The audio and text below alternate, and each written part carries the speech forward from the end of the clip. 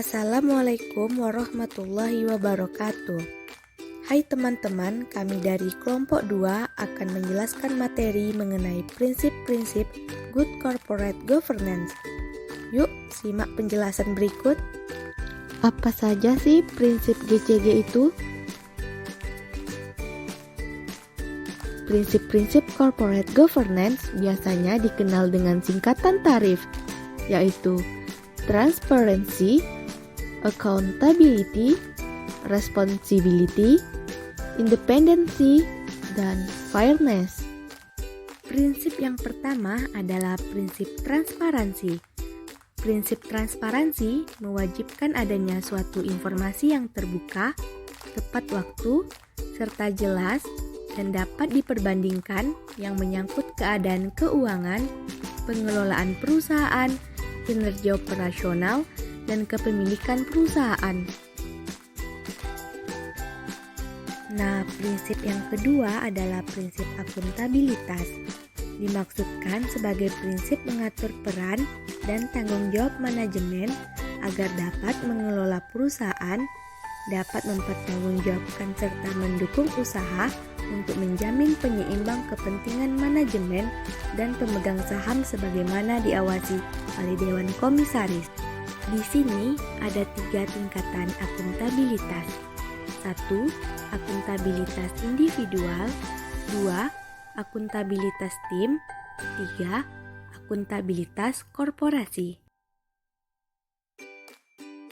Selanjutnya, prinsip responsibilitas. Perusahaan memastikan pengelolaan perusahaan dengan mematuhi peraturan perundang-undangan serta ketentuan yang berlaku sebagai cermin tanggung jawab korporasi sebagai warga korporasi yang baik. Selanjutnya, prinsip independence. Perusahaan meyakini bahwa kemandirian merupakan keharusan agar organ perusahaan dapat bertugas dengan baik serta mampu membuat keputusan yang baik bagi perusahaan. Selanjutnya, prinsip kesetaraan. Kesetaraan mengandung makna bahwa terdapat perlakuan yang sama terhadap semua pemegang saham, termasuk investor asing dan pemegang saham minoritas, yaitu pemegang saham dengan kelas yang sama harus mendapat perlakuan yang sama pula sesuai ketentuan yang ada. Untuk materi selanjutnya yaitu mengenai perbandingan prinsip corporate governance. Prinsip-prinsip corporate governance menurut OECD. Organization for Economic Cooperation and Development telah mengembangkan The OECD Principles of Corporate Governance pada April 1998.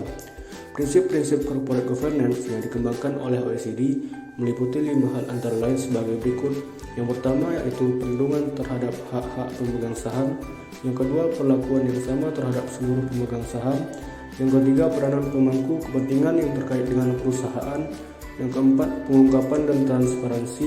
Dan yang terakhir yaitu akuntabilitas Dewan Komisaris atau direksi.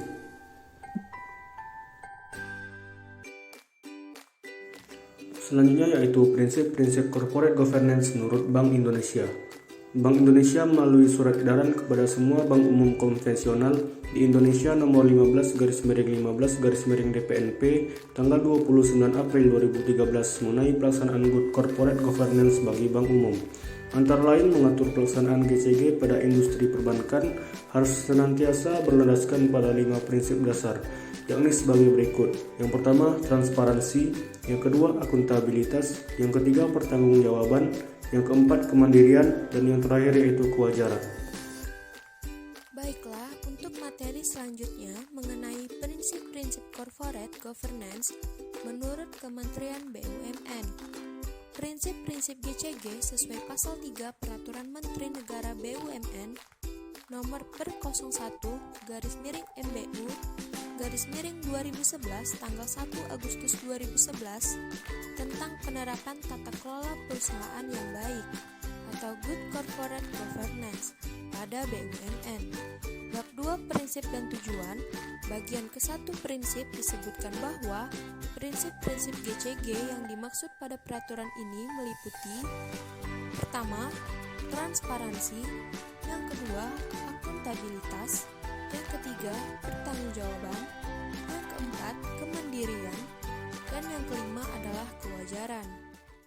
Baiklah, kita masuk ke pembahasan terakhir mengenai prinsip-prinsip corporate governance menurut KNKG. Komite Nasional Corporate Governance atau KNKG pada Januari 2004 telah mengeluarkan pedoman Good Corporate Governance Perbankan Indonesia sebagai lembaga intermediasi dan lembaga kepercayaan dalam melaksanakan kegiatan usahanya. Bank harus menganut prinsip yang pertama, keterbukaan, yang kedua, akuntabilitas bank, yang ketiga, berpegang pada prinsip kehati-hatian dan tanggung jawab bank, yang keempat, objektif dan bebas dari tekanan pihak manapun dalam pengambilan keputusan, dan yang terakhir, senantiasa memperhatikan kepentingan seluruh pemangku kepentingan berdasarkan asas kesetaraan dan kewajaran. Wah, tidak terasa kita telah sampai di penghujung nih teman-teman. Semoga dari penjelasan tersebut dapat membantu teman-teman untuk lebih memahami lagi materi mengenai prinsip-prinsip corporate governance. Sekian dari kelompok 2. Wabillahi taufiq wal hidayah. Wassalamualaikum warahmatullahi wabarakatuh.